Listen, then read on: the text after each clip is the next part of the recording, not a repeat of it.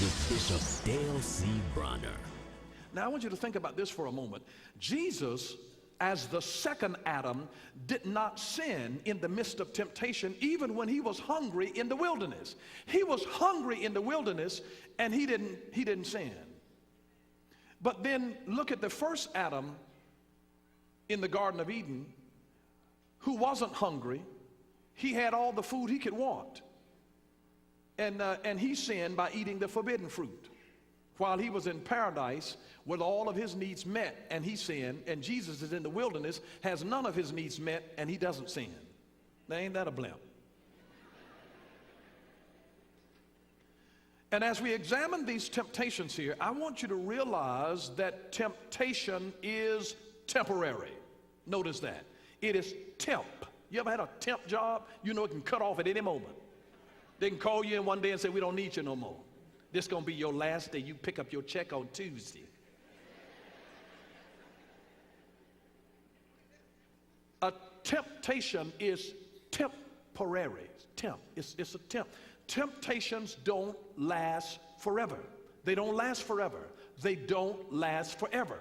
If you can ride out your hormones, oh my God. I'm just telling you, you'd be surprised folks are better looking to you when your hormones are raging. Your standard is lowered when your hormones are raging. And you see some people and then you see them again and it's like, you wonder whether you were drunk when you were.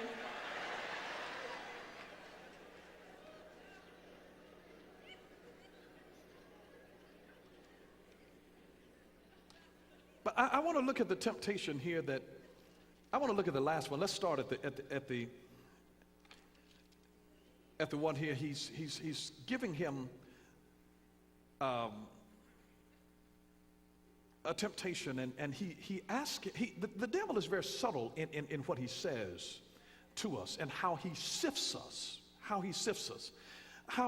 he says to him these simple words that if you are, notice in verse 3, the devil said to him, if you are the Son of God, command this stone to become bread. If. This little word if is right in the middle of life, L-I-F-E, if. It's a little tiny word, but this tiny word is a vortex that infuses doubt into your life. It really is just this little word. Notice, I want you to understand, temptation number one is if you are the Son of God, this is the identity test. The identity test. Who are you? This is about testing your identity. Do you know who you are? Do you know who you are? One of the greatest identity tests in the wilderness is when we begin to doubt our identity. Satan said, if you are the Son of God. Have you ever noticed that whenever you're in your greatest test and trial, the enemy tries to get you to doubt your salvation? If you were saved, you wouldn't be doing this. If you were saved, you wouldn't have thoughts like this. He'll make you doubt the reality of your Christianity. If you were saved, you start doubting your position with God. If you were a child of God, you wouldn't think this way. If anybody ever had that temptation where the devil said, if you were saved, you wouldn't be like this? Have you ever done something wrong and you wondered yourself whether you were saved? I mean, you know, you've gone out and you've done something and then you come back doubting yourself and you're asking the question, am I really saved here? Am I saved? And you're wondering, am I honestly saved? When we lose the identity, our identity, the enemy can then frame another identity for us. Whenever you lose your identity, then the enemy can come in and frame another identity for you. Here's what I want to teach. You have to define or determine who you are before you ever get in a crisis. You can quit what you do, but you cannot quit who you are. I mean, if I walked off from this church today, my identity is not so wrapped up in being the pastor of this church that I'm going to lose my identity and forget who I am in God. if your circumstances changed, and if you lose identity of who you are, then your identity was wrapped up in the wrong thing. You have to define before there is a crisis who you are, so that even if you lose everything you've got, everything that you've got, you know how to get it again, because you don't lose your identity. You do realize that this is not my first church. You do realize that. I was the pastor of another church. But when I left that church, my identity was not wrapped up in that church. My identity was wrapped up in God, and that's why when I left that church, I could build this one. Are you listening to me? Don't ever get your identity wrapped up in things and circumstances and in other two-legged human beings that are fickle, because they can walk out of your life and mess you up and leave you scratching your head wondering, who am I, and suicidal. Because you went through a crisis and you don't know who you are. You got to settle those questions so that if somebody starts questioning your integrity, you've already defined for yourself who you are. You're not defined by your bank account. The devil tries to mess with you so that you get your identity in your self-worth and not in your net worth, and not in your self-worth.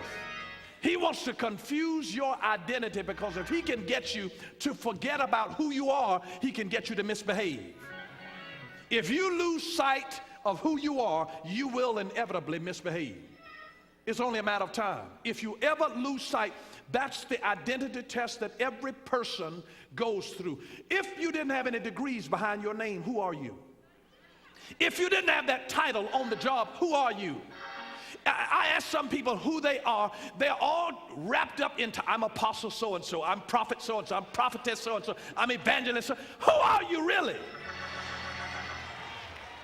So if I bump into you and you're not at church, who are you? Without your robe and your cross and your title and your position and your house and your car, who are you? Is it wrapped up in the school that you went to? The city that you were born and raised in? I'm an Atlantan, I'm a New Yorkan, I'm a North Carolinian. What difference does it make where you were born? Where you were born is not who you are. This is an identity test. Jesus was having everything tested in him. He's saying, if you are the Son of God, if you're the Son of God, this is an identity test. Who are you really? You ever found people and they're standing around scratching their head, talking about, I'm trying to find myself, doing all kind of stupid stuff, walking out of the marriage. I got to find myself. I need some time. I need to find myself. Sweetie, you should have known who you were when you left your daddy's house. No wonder your panties are around your ankles. You better know who you are before you hop in somebody's car and get on a plane or train to go to the big city from the country, and you don't know who you are.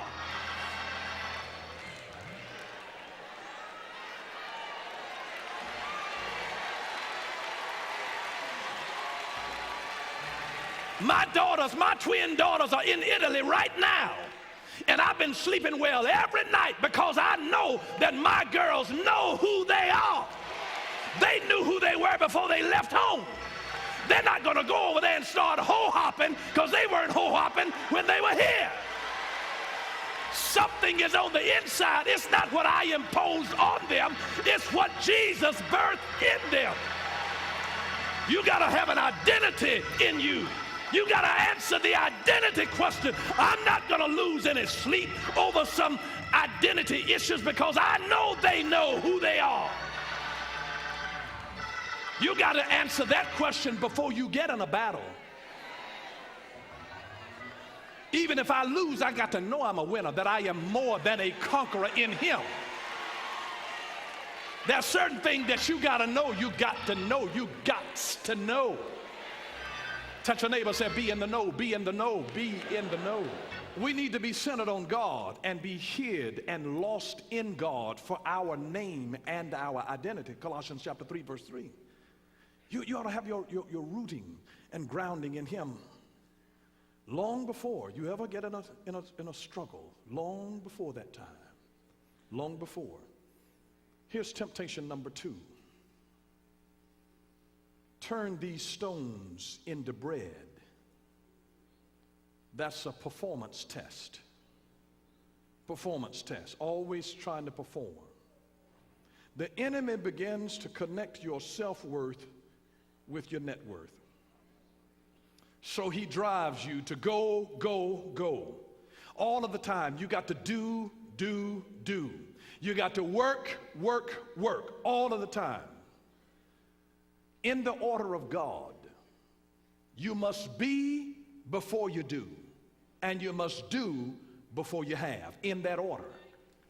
You must be before you do, and you got to do before you have. And we've got too many people trying to do stuff that they have not first become. When you try to do what big ballers do before you become a big baller, that's how you become a slave to debt, trying to do something that you've not first become. You can't buy expensive stuff when you don't have expansive wealth. It just gets you in trouble. You have to make sure that you know who you are and what you can do at the time. The devil wants to get you into the performance trap in which you must do good works to prove yourself to God and act like you deserve, his grace. You don't work to earn grace by what you do. It has nothing to do with that. See, that's problematic because we all fall short of the glory of God. Your best effort of trying to be the goody two-shoes, you still come up short because all have sinned and fall short of the glory of God. And the devil is trying to tempt you into the performance trap to work miracles. All of the time, turn these stones into bread. Turn this into bread. Turn these stones into bread. He's trying to get us to do something to be accepted in the beloved. But that's a problem, because the mentality is a slippery slope which we can never fully satisfy ourselves nor God, since there's always so many things that are left undone or not done the right way because we are fallible, sinful humans.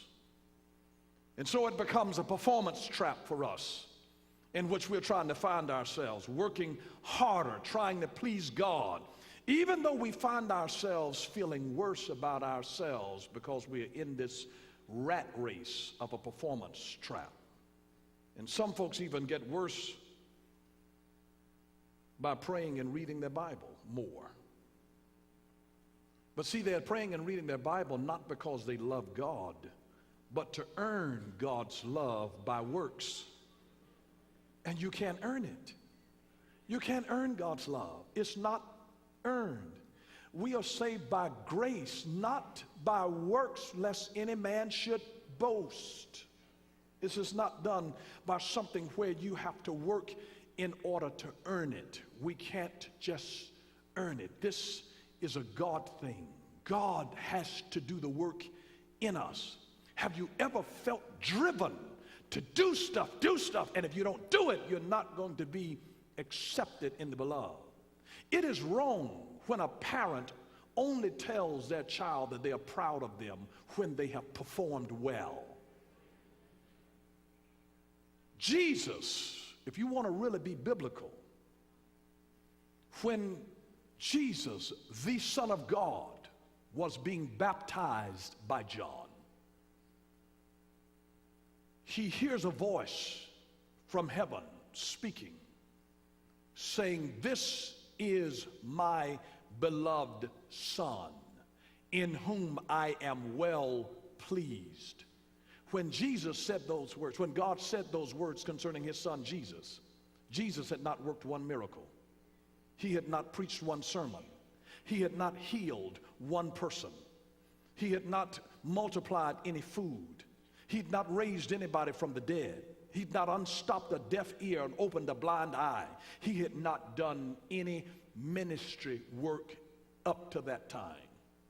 And God says, this is my son, I'm well pleased. God was saying to him, I'm going to love this son because this is my son. You don't have to perform for me to love you. I'm going to love you if you're good for nothing. If you're just lazy and lay around, and even if you go and rebel against my will, God says, I'm going to still love you. I've already chosen to love you from the foundation of time. You cannot work hard enough for me to love you anymore. That's called the security that we get in God by the unconditional love of God. And so if a parent only expresses their love for their child when their child cleans the house, when they do their homework, when they do everything that's expected of them. You know, when your children misbehave, does that mean that you want to poison their food?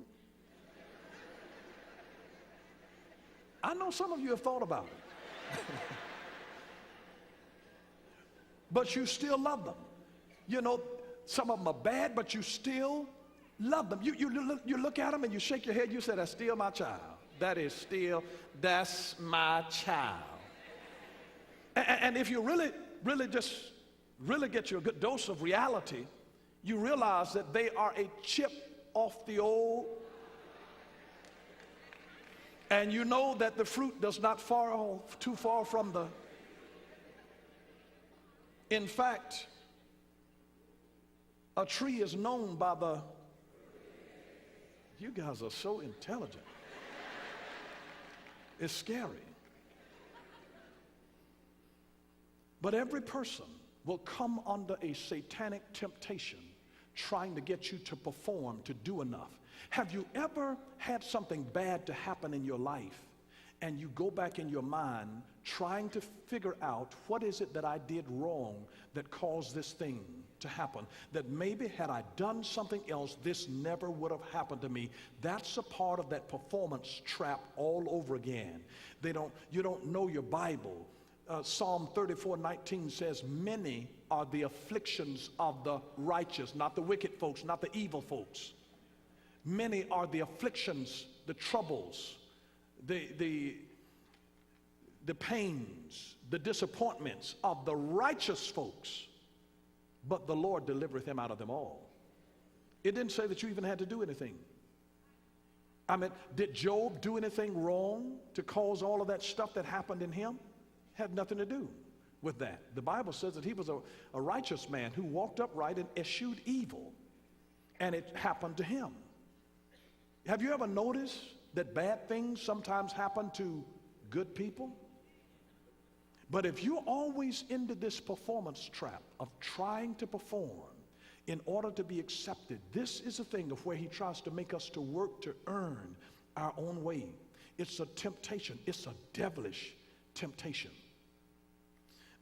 You know, the things that the devil tempts us with, you know what they're called? If he's tempting you with something, it's called a toy that immature children play with. You know, grown folks have their toys too. And when they're grown folks' toys, you know what I call that? A toy, T-O-Y. It's a temptation of youth. It's a temptation of youth, trying to go back to something that you used to do when you were younger. How many folks are still dealing with satanic temptations? You know what that immature behavior comes out of? Not knowing who they are. If. They're still trying to hold on to something when it's time to move into another dimension. You don't have the power to stop time. Time is going to keep moving even if you call yourself staying. There's some folks that still got their studs in their jeans and bell bottoms from the 70s. They are stuck in a time capsule, as it were. They don't know what time it is. They don't know who they are. And if you don't know who you are, you will waste your life imitating another character. And you can try to live up to so many other folks' expectations of you, of what they think that you ought to be doing, that you lose yourself. You don't get your identity from the people around you who don't even understand your calling and your destiny and your gifts. If you really want to know who you are, you got to get in touch with the manufacturer. Because you can't always look at a seed and tell what it's going to be. Now, maybe if that's what you do as a specialty in life, you can do that.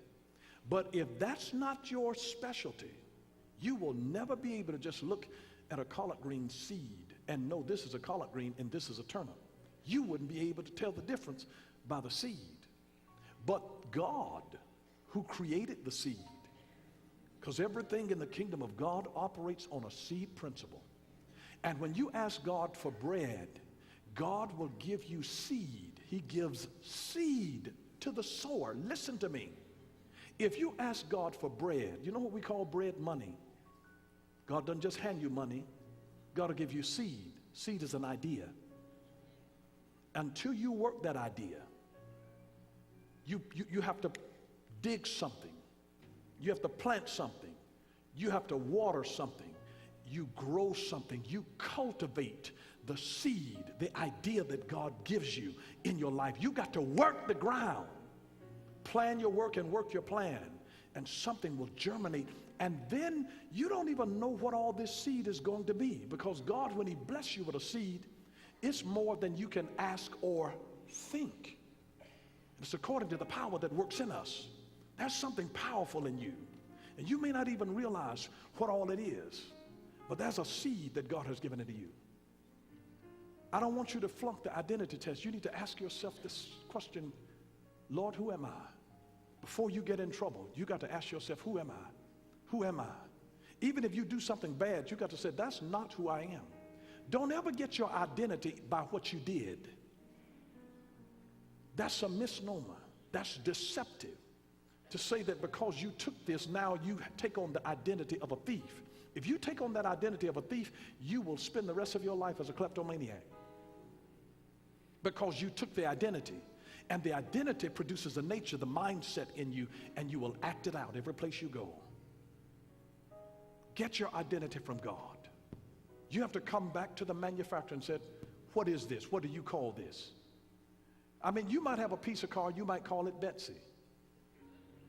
But that's not what the manufacturer called it. It's got a name. They call it Pinto.